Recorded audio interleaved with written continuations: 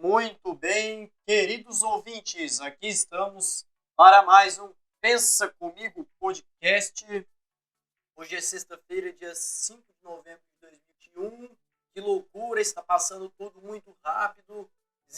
Tem várias coisas acontecendo no mundo, só loucura, muitas coisas boas, muitas coisas ruins também. O podcast de hoje nunca tem um tema específico, mas o podcast de hoje vai falar sobre tudo, cara. Vai falar sobre prisão, sobre morte, vai falar sobre cadeia, sobre glórias, sobre sucessos. Enfim, hoje eu vou revisar a minha vida aí em 180 graus. Aconteceram muitas loucuras de junho pra cá, mas antes de falar de mim, antes, sei lá, de começar a desenvolver toda essa ideia, gostaria de pedir que você se inscreva na plataforma onde você está ouvindo esse podcast, seja no YouTube, no Spotify, no Anchor, no Google Podcasts ou, sei lá, por onde você esteja ouvindo isso. Compartilhe também com seus amigos, com alguém que você tem afinidade e que sabe que ao ouvir esse podcast, esse tanto de bobagem que eu falo aqui, não vai, sei lá, cara, se sentir constrangido, é, ou até vai abraçar a ideia e fazer você ter um assunto com essa pessoa.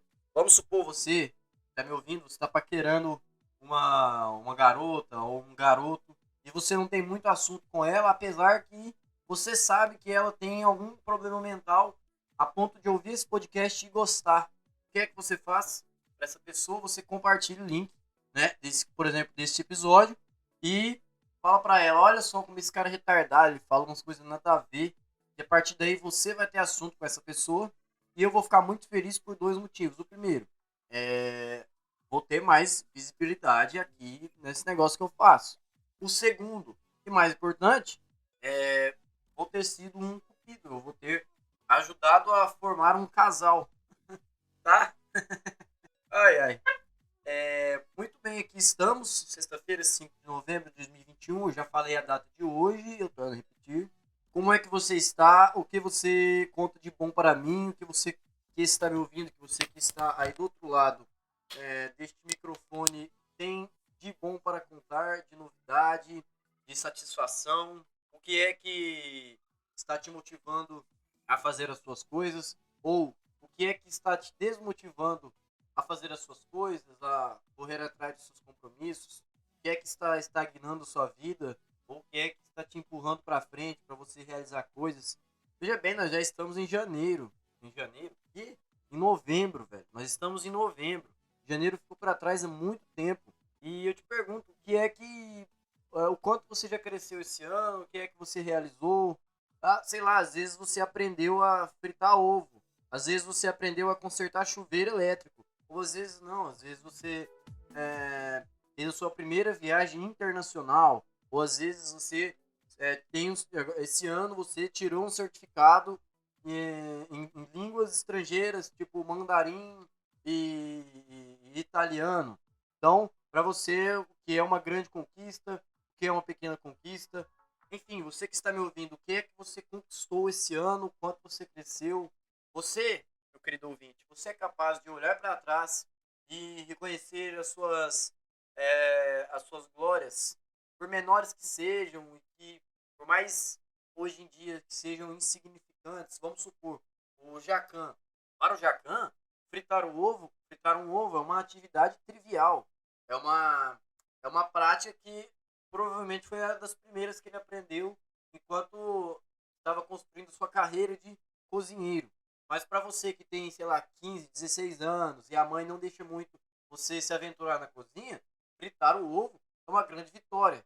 Então, não encare os fatos apenas como uma coisa sólida, como um objeto fixo, parado. Encare essas pequenas realizações na sua vida, esses pequenos sucessos, como um marco, como uma grande referência, né? Como um divisor de águas na sua vida. Então, se você hoje está se saindo bem nas provas da faculdade ou da escola, saiba que é porque em algum ponto da sua vida, há algum tempo atrás, você começou a se dedicar estudando para essas provas. Apesar de que eu mesmo discordo muito, eu acho que nem toda disciplina deveria exigir uma prova escrita para os seus alunos, mas isso é questão para outro podcast. E por que eu falo isso? Tá? Porque eu, hoje em dia, sou capaz de olhar para trás, lá para um ano atrás, né, ou janeiro desse ano, e, e eu tenho a capacidade de contemplar várias coisas que eu fiz, de admirar coisas que eu fiz que eu não imaginei que eu seria capaz de fazer. E ao mesmo tempo, eu olho algumas coisas ruins que me aconteceram e as aceito e assumo que foram experiências que deveriam acontecer justamente para eu ser quem eu sou agora. Eu recomendo que você, meu querido ouvinte, faça o mesmo. Olhe para os seus erros, para as suas dificuldades, assuma elas, assuma-os, conviva com eles e, cara, se torne o melhor amigo dos seus problemas. Sabe quando você estava lá na pré-escola e sempre tinha uma coleguinha de classe que implicava contigo e colocava, sei lá, que puxava teu cabelo, que te arranhava? Isso impulso, né, no meio dos amigos dela. Mas quando você estava sozinho com essa garota ou com esse garoto, é, ela se tornava super amável, super amigável e falava coisas bonitinhas para você. E aí, depois que você foi crescendo, você pôde identificar que aquela pessoa que ficava te implicando, te pondo apelido, enchendo o saco, meu Deus, essa pessoa, na verdade, ela tinha uma queda por você, ela gostava de você, ela desejaria ou ser você, ou estar com você, um dos dois. E o que acontece? Os nossos problemas são esses coleguinhas de infância que ficam nos implicando, nos enchendo o saco. Os nossos problemas são situações que desejariam, que se fossem pessoas, desejariam fazer parte da nossa vida, do nosso cotidiano. Então, os nossos problemas, os nossos fracassos, as nossas dificuldades têm muito mais potencial de serem os nossos amigos do que as nossas próprias glórias. E eu digo isso porque, bom, todo ser humano, quando tem saúde, tem dinheiro e tem disposição, ele é cercado de amigos. Todos se lembram dele, todos o convidam para festa. Ah, fulano, vem no meu aniversário, traz aquela sua JBL, tá? Ou então, ô Cicrano, bora num rolê que vai ter várias mulheres, muita bebida, mas nós estamos de a pé, tem como você dar uma carona pra gente? Aí, quando você tá legal, quando você tá usufruindo das vantagens de ser um sujeito sadio, aí você é lembrado. No entanto, quando no outro dia a ressaca bate, ou quando você está doente, quando você às vezes não tem dinheiro para sair, você está quebrado, são poucos que vão se lembrar de você, tanto para ter a sua companhia, genuinamente, como para se aproveitar das vezes em que você podia oferecer alguma vantagem. E eu particularmente falo isso porque eu sou uma pessoa que experimentou essas várias situações.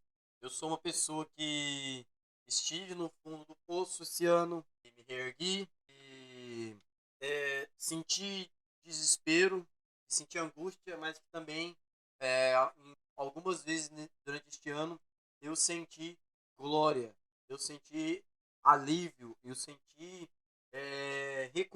como se eu estivesse sendo recompensado por atitudes que eu tomei antes. Veja bem, fiz uma introdução enorme, cara, mas me aconteceram coisas sérias esse ano. O ano de 2021 para mim, Moisés Gonçalves, foi um ano divisor de águas mesmo. Foi um ano de várias realizações para mim, no qual eu pude descobrir melhor qual é o meu lugar nesse mundo. E que a posição que eu ocupo agora não é suficiente para mim. É um lugar onde eu estou de passagem, mas eu quero mais. Eu quero realmente alcançar aquele patamar que eu acredito que eu acredito que eu tenha para o qual eu tenha nascido. Quero dizer o seguinte: começamos o ano de 2021 esperando que a pandemia fosse terminar ainda.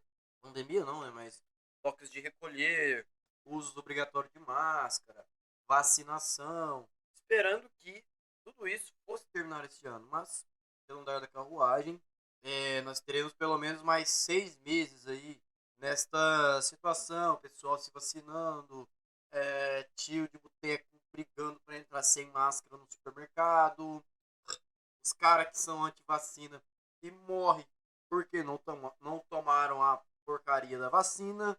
É engraçado que o Brasil é referência em vacinação há, sei lá, cara, 50 anos, não, 50 não, mas uns 20 anos.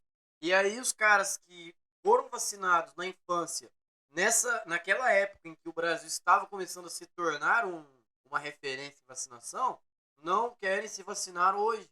As crianças que foram salvas da poliomielite, da meningite, da rubéola, do sarampo, da sarna, da catapora, em 1987, essas crianças cresceram e hoje são elas quem protestam contra a vacina. Olha que bagulho ridículo. É você sair na rua, veja bem, você junto com seus amigos da tua idade, de 30, 40, 50 anos, todo mundo veste a mesma roupa, como se fossem soldadinhos, cantam músicas como também se fossem soldados, né? Todo pelotão, todo batalhão tem músicos, e saem na rua para protestar contra uma vacina. O que é isso? A vacina, por acaso, ela é uma pessoa?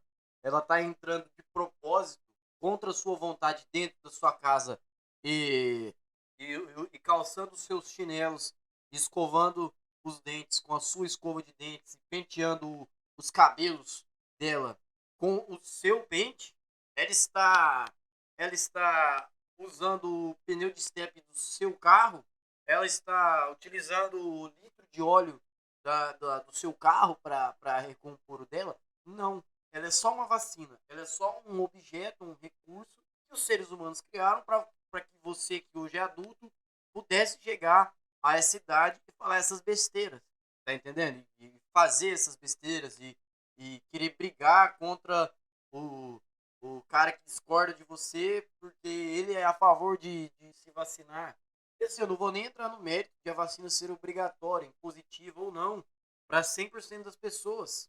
No entanto, olha o papel que você está se prestando, cara. Que negócio ridículo que é você ir pra rua com um monte de gente da tua classe para protestar contra a vacina, cara. Que é um objeto, que é um recurso inofensivo. Tá? É isso que eu olho e penso quando eu vejo uns caras barbados fazendo birra porque não quer vacinar, velho. É só não vacinar, é só não comparecer à unidade básica de saúde mais próxima da sua casa, munido do seu cartão de vacinação, seu cartão do SUS, ou um documento pessoal com foto e um comprovante de residência. É só não fazer isso.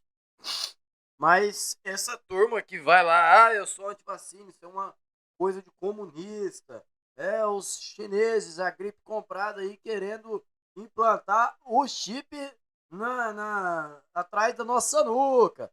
Essa turma não difere em nada em fundamentação na turma que vai pra rua e vê o cara que não vota no Lula e você é um fascista. Essa pequena burguesia aí que tem um carro financiado em 50 vezes e um apartamento no centro da cidade, se acha rica, não vota no Lula, automaticamente elas são fascistas sim. Ou aquela turma que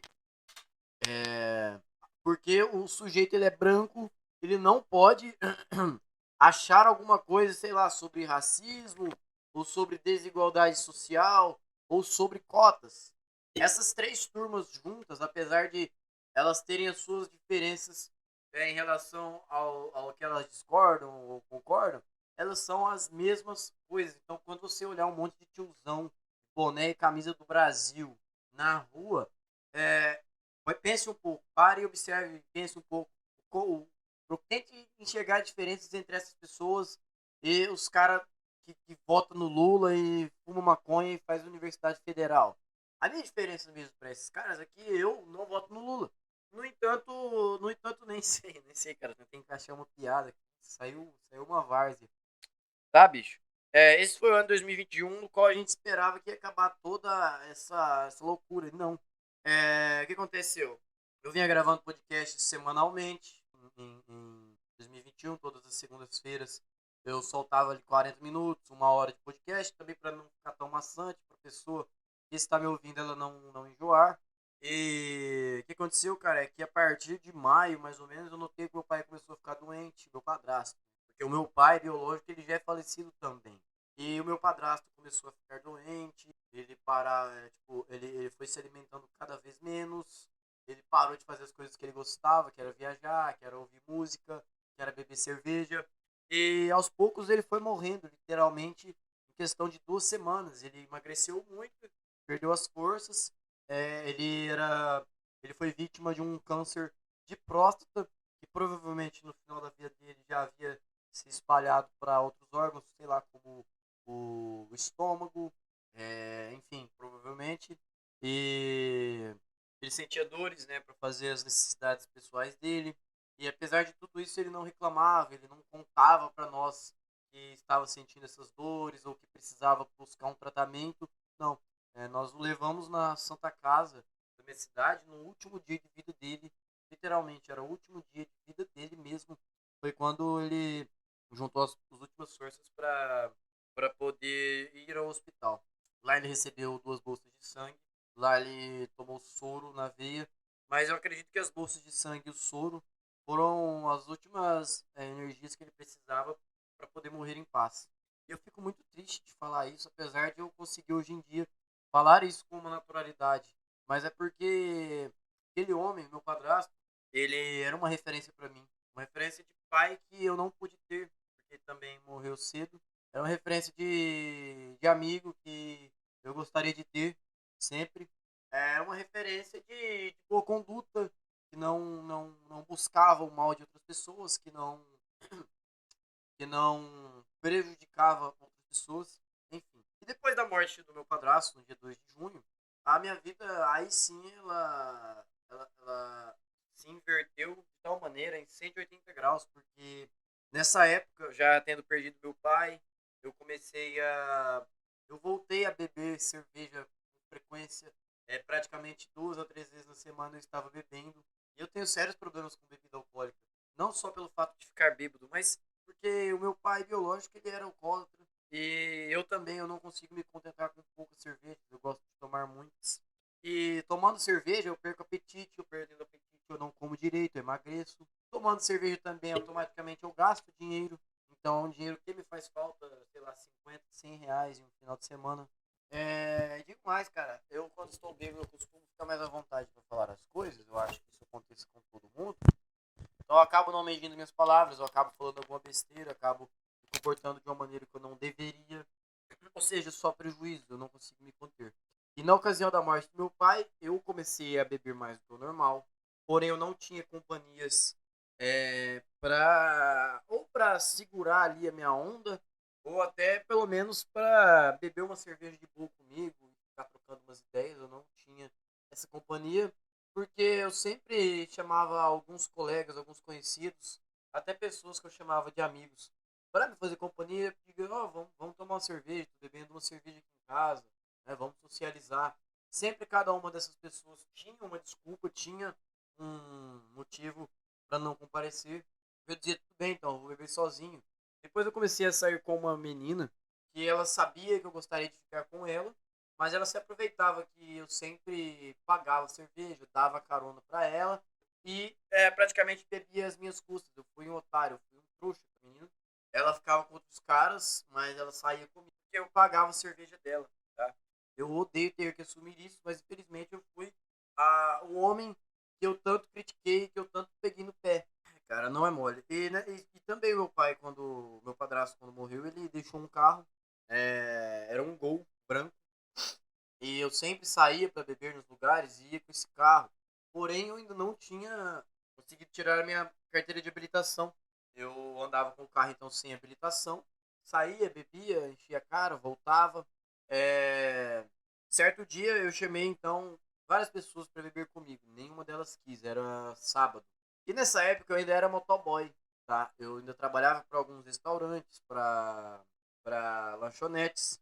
Aconteceu que nessa época também, um dos restaurantes onde eu trabalhava não quis me pagar direito, eu me estressei, eu pedi as contas, eu falei mal daquele lugar para todo mundo que eu conhecia, para todos os motoboys, para todos os garçons que eu conhecia. Eu falei, ó, o restaurante Dallas Pub, ele não paga os seus clientes. Dallas Pub não paga direito dos clientes, não, né? Os seus funcionários. Ele não paga os seus funcionários em dia, a mulher lá, a dona do negócio, ela faz de tudo para descontar um mísero copo quebrado do seu salário só para não pagar o que foi combinado. Eu, sendo motoboy, passei por essa situação, não desejo para ninguém, então fica aí o recado para você, motoboy daqui da minha cidade, ou você que é garçom aqui na minha cidade, não trabalhe no Dallas Pub. Não trabalhe no Dallas Pub, tá? E aí eu saí muito estressado de lá, eu não sabia muito bem o que eu faria. Então eu fiquei mais ou menos uma semana parado sem emprego. E nessa semana foi quando, em um sábado, eu ainda trabalhei de manhã para um restaurante que faz delivery também. Cheguei à tarde e fui descansar. Então, acordei à noite, mandei mensagem para alguns colegas, ninguém quis sair comigo. Muito provavelmente porque eu estava já passando, deixando transparecer uma energia de quem estava carente, de quem talvez não fosse mesmo uma boa companhia. Porque neste sábado, então, eu fiquei bebendo cerveja em uma conveniência que tem aqui perto de casa. Eu poderia muito bem ir a pé, escolhi de carro. Foi uma péssima escolha. Eu vou contar por quê depois. Porque quando foi umas 10 da noite, a conveniência ia fechar, nós estávamos em toque de recolher. Eu ainda peguei mais 4 cervejas e pus dentro do carro para poder beber na minha casa ou em algum lugar onde eu fosse parar.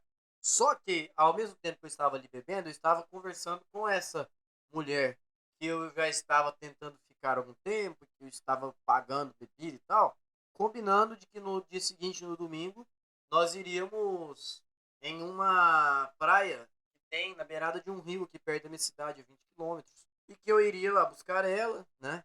E na minha cabeça eu pensei naquela hora, bom, eu já estou aqui com a cerveja dentro do carro, vou dar uma volta na cidade e vou beber na minha casa.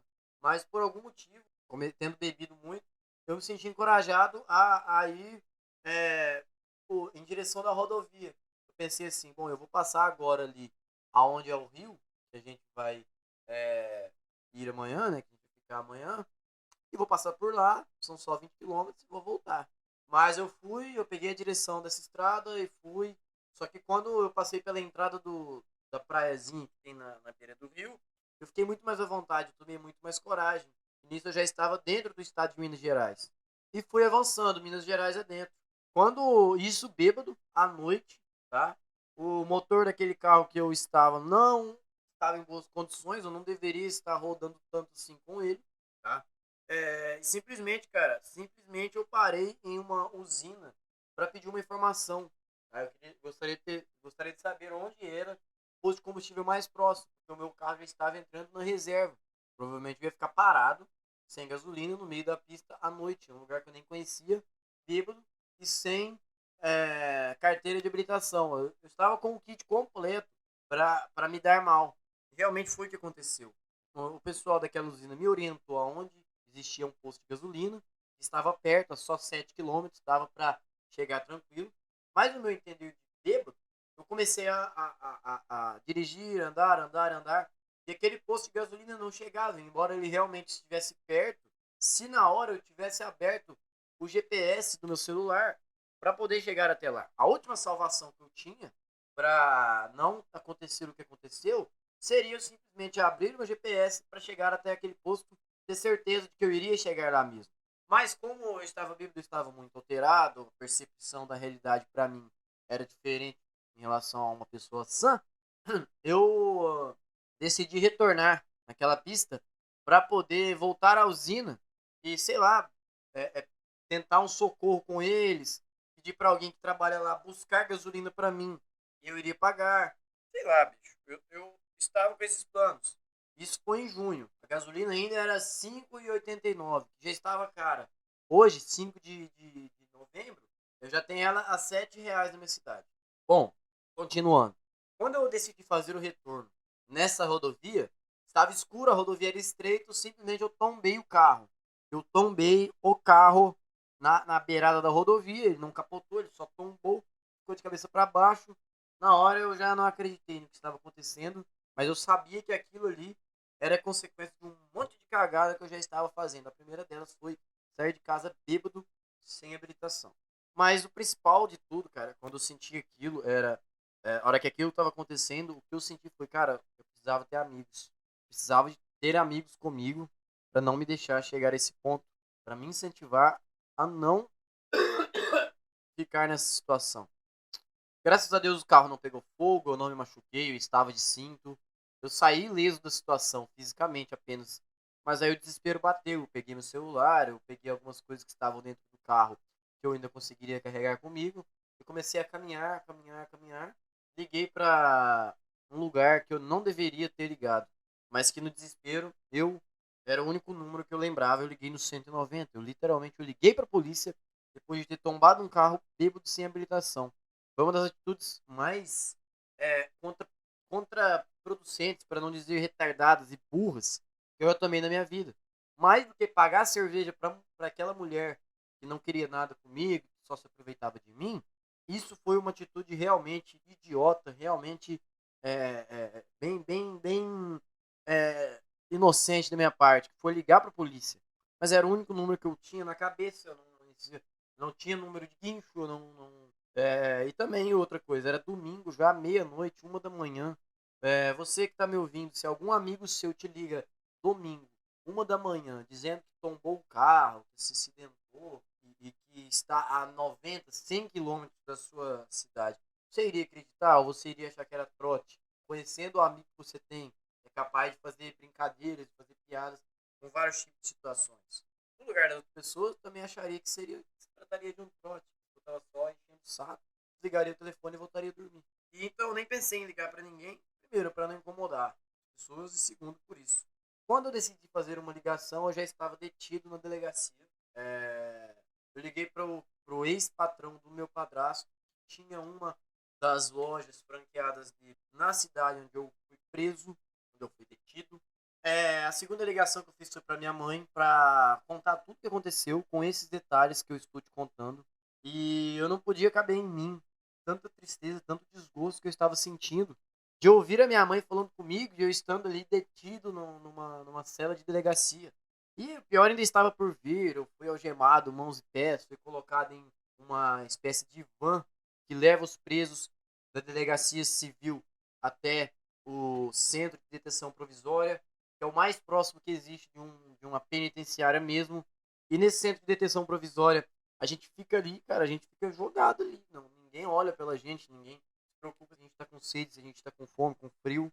Nós somos tratados como animais mesmo, enjaulados, como se nós fôssemos monstros, como se nós não fôssemos seres humanos. E até por isso que eu entendo as revoltas da maioria dos detentos.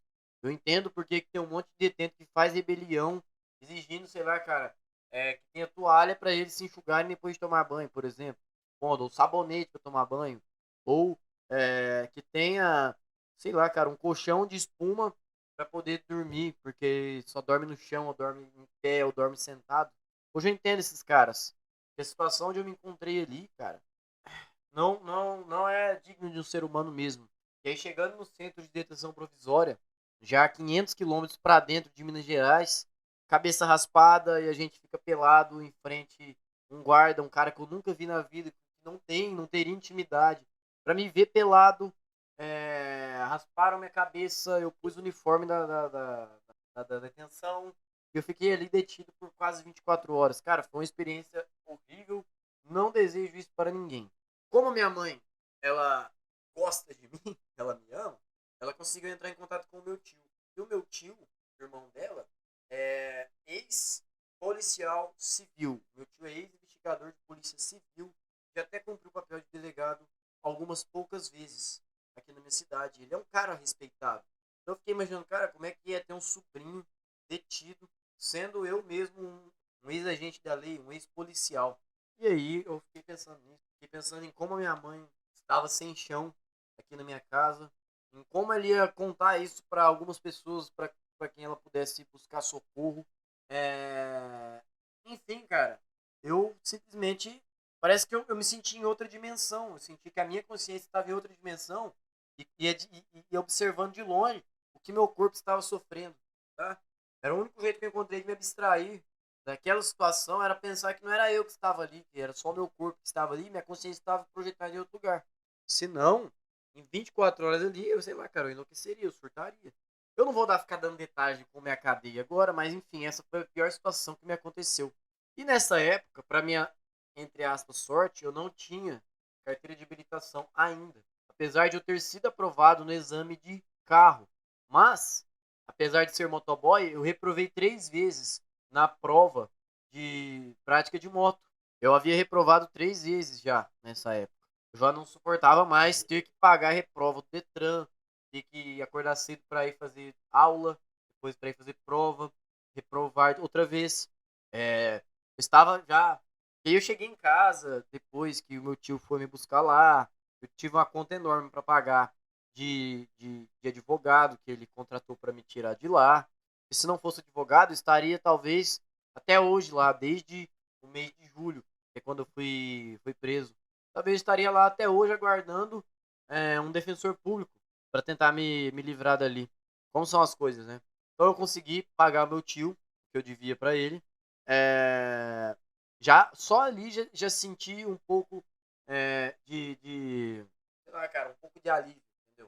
O segundo alívio, lógico, era estar em liberdade, era pôr os pés na rua, poder ir e andar para onde eu quiser, falar com quem eu quiser e o que eu quiser. Aquilo ali não tem sensação melhor, cara. Que é de ficar, sei lá, 24 horas preso que seja, mas depois poder pôr os pés na rua e se entender como um cidadão livre mesmo. E bom, depois disso, eu enfrentei mais alguns obstáculos para arrumar emprego, para tocar minha vida. Porém, eu não perdi a fé em Deus. Todos os dias eu pedia a Deus, Deus me dê sabedoria para lidar com essas situações, me dê força para aguentar as consequências disso tudo que está acontecendo e que vai acontecer comigo. Por favor, meu Deus, não me dê bens materiais, me dê condições de tocar a minha vida apenas. Me suporte. Eu me senti aquele cara na parábola do pescador lá na praia, que o cara, quando estava muito bem, Jesus caminhava ao lado dele. Quando esse cara estava mal, Jesus carregava ele nos braços. Mas esse cara não via as pegadas dele na areia, justamente o, justamente quando ele estava mal e Jesus o estava carregando. Eu me senti esse cara não via as pegadas na areia, mas sentia que Deus estava carregando ele, me carregando nos seus braços. Enfim, depois disso, de tanto pedir a Deus, de tanto implorar, de tanto assumir todos os meus erros, as minhas culpas, tentar ser uma pessoa melhor, algumas coisas boas começaram a acontecer. Em setembro, então, eu prestei o exame do Detran pela 4ª vez, prática de moto. E também foi um pouco graças ao meu instrutor. O meu instrutor de carro, na época, era um. O meu instrutor de moto era outro. Com o decorrer do tempo, eu fui reprovando nas provas de moto. Por coincidência, esse meu instrutor de moto também, ele saiu da autoescola. Ele se afastou da autoescola e voltou para a cidade natal dele. E quem assumiu as aulas de moto para, justo na minha época, para substituir esse ex-instrutor, era o cara que me dava aulas de carro e com quem eu passei na prova de carro de primeira. Então esse cara assumiu as aulas de moto para mim, meu ex-instrutor de carro, me motivou, me deu muita não é empolgação, mas muita confiança para fazer aquela prova. Eu fui e passei. Eu lembro que um dia antes da prova, ele olhou para mim e falou: Moisés, se amanhã, no exame, você fizer o seu percurso de moto exatamente igual você está fazendo agora, com essa firmeza, com essa segurança, com com essa confiança, você vai passar, tá? Vem amanhã, faz a prova com essa firmeza que você está fazendo agora, que você vai se dar bem. Dito e feito. Tanto de vezes que eu pedi a Deus, tanto de vezes que eu senti que não ia dar certo. Dessa vez eu fiquei muito feliz em estar errado, eu fiquei muito contente em ser contrariado. Eu passei no exame de moto. E a alegria foi maior ainda, foi quando a minha habilitação chegou em casa, porque assim, cara, eu estava começando a sentir uma glória. Porque nessa época eu também, uma semana antes da minha habilitação chegar, eu vi uma oportunidade muito boa de negócio, onde um sujeito ele estava vendendo um carro e comprando uma moto. E era a oportunidade que eu abracei, era a oportunidade que eu tinha. Eu então entreguei minha moto para esse cara, peguei o carro, fui juntando dinheiro, porque assim, você que está me ouvindo, está pensando em comprar um carro, cara, carro gasta antes de você andar nele. Carro gasta antes de você passar E a primeira viagem com ele gasta muito, tá? É transferência de documento, é vistoria, manutenção preventiva, porque você quando assume um carro ou uma moto pela primeira vez, tem que levar a um mecânico de confiança para poder fazer um checklist, verificar todos os itens básicos do carro, se ele está em condições de rodar mesmo, ou a moto também, vale para qualquer veículo. Quer dizer, ali, antes de poder fazer uma graça com aquele carro, eu já estava gastando. Mas eu estava feliz, eu estava contente, porque uma das minhas glórias já estava sendo alcançada, que era ter passado na prova de moto, que eu tanto sonhei já, porque a prova de carro eu já tinha passado em junho. Moto eu fui passar agora em setembro, dia 10, eu acho, dia 13, não sei. E assim, pude assumir o carro, né? Me despedi da minha moto, continuei trabalhando, ainda continuo trabalhando na conveniência onde eu trabalho, apesar que eu não suporto aquele emprego, mas é ali onde eu consigo meu pão de cada dia, literalmente. E é ali também onde eu faço amizades com os meus clientes.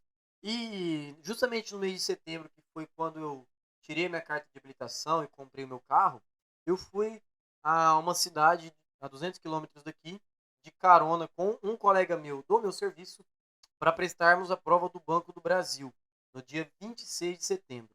Ontem, que foi dia 4 de novembro, saíram os resultados.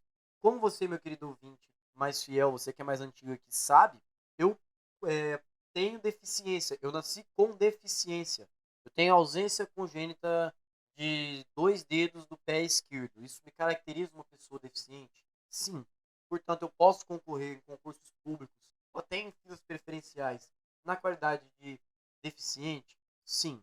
Prestei o concurso do Banco do Brasil nesse dia 26 de setembro, na condição de pessoa com deficiência. Ontem, dia 4 de novembro, saiu o resultado e uma coisa que eu nunca havia sentido na minha vida. Aliás, eu havia sentido sim, mas não com tamanha intensidade. Eu passei. Eu fui aprovado no Banco do Brasil na condição de pessoa com deficiência. Inclusive, aquele meu tio que foi me buscar lá na cadeia, ele sabe que eu fui fazer o concurso e durante a época que eu estava me organizando e me planejando para poder fazer a prova, eu falei, tio, eu acabei de sair da cadeia, deve ter um histórico criminal meu ali por crime de trânsito. Será que isso vai me afetar, vai me atrapalhar? Ele falou, ó, Moisés, vai lá e faz o negócio. Esquece isso aí, para de olhar para trás, olha para frente, faz a prova, você é inteligente, você tem capacidade. Inclusive, eu vou mandar um áudio aqui para ele durante o podcast mesmo, para informar ele que eu passei. Boa tarde, tio. Tudo jóia? Tudo certo? Tio, eu tenho uma notícia muito boa. Eu queria ter dado essa notícia ontem, mas eu estava um pouco em cima da hora. Resumindo, gostaria que o senhor, tia Marisa, meu avô, a Larissa também, soubessem que eu passei na prova do Banco do Brasil, fui aprovado na categoria de pessoa com deficiência, na micro-região de Três Lagoas. Lógico, agora eu estou aguardando, né, os exames, a banca avaliadora, mas a princípio eu estou aprovado. Estou muito feliz por isso. E também queria deixar meu muito obrigado, porque o senhor teve um papel muito importante nisso aí, de me motivar, né? De me dar um incentivo para eu fazer a prova, apesar de tudo que aconteceu. Obrigado. Enfim, fui dar a notícia agora. Senti uma coisa no meu coração, tipo uma glória. Eu acho que é isso que traduz a glória. Se esforçar para alcançar um patamar que você sabe que você merece. Você sabe que você faz jus àquela condição. E no momento você está um pouco atrapalhado, mas que você tem capacidades, tem potencial de alcançar aquele lugar. E quando você alcança aquele lugar com seus próprios méritos e batalhando e pensando muito naquilo, eu acho que é isso que traduz a glória. Eu posso estar errado, mas eu tive uma glória muito grande quando eu vi o meu nome em primeiro lugar naquela lista. Cara, foi maravilhoso. É uma sensação que eu acho que todas as pessoas merecem sentir algumas vezes na vida. Não muitas vezes para não ficar acostumados à glória e não saber lidar com a derrota, mas mais vezes o suficiente para nós olharmos para a vida, para a situação atual e podermos buscar desfrutar dela. Porque a maioria das pessoas só experimenta derrota, só experimenta fracasso, só experimenta tristeza, angústia e dor. Então, se algumas vezes na vida aquela pessoa experimentar sensações de glória, de vitória, de satisfação, é ali que vai contrabalancear todos os desgostos que a gente sente na vida e é ali que nós vamos ter o incentivo para poder progredir mais. Porque uma pessoa que só leva rasteira, as pessoas só puxam o tapete dela, a pessoa não tem gosto de viver. Ou a pessoa que só é cumprimentada, tapinha nos ombros, que aquela pessoa é bajulada o tempo todo, que aquela pessoa está acostumada a ser servida, está acostumada a ouvir sim para tudo, essa pessoa também não sabe viver. Essa pessoa também não desfrutou da vida, igualmente aquela que só apanhou, que só levou rasteira dos outros. Então, o meio termo é: leve várias rasteiras, saiba perder muito, mas também saiba sentir o que é uma satisfação genuína. Saiba aproveitar aquele momento em que você está em êxtase, saiba aproveitar aquela condição que você batalhou para chegar. Eu acho que é isso, cara. Porque a vida é um cenário muito triste, cara. A vida é uma chuva que não passa e a tua casa é cheia de goteiras. Mas por algum momento aquela chuva vai fechar, o sol vai abrir e sua casa não tem cortinas. Mas pelo menos o sol abriu.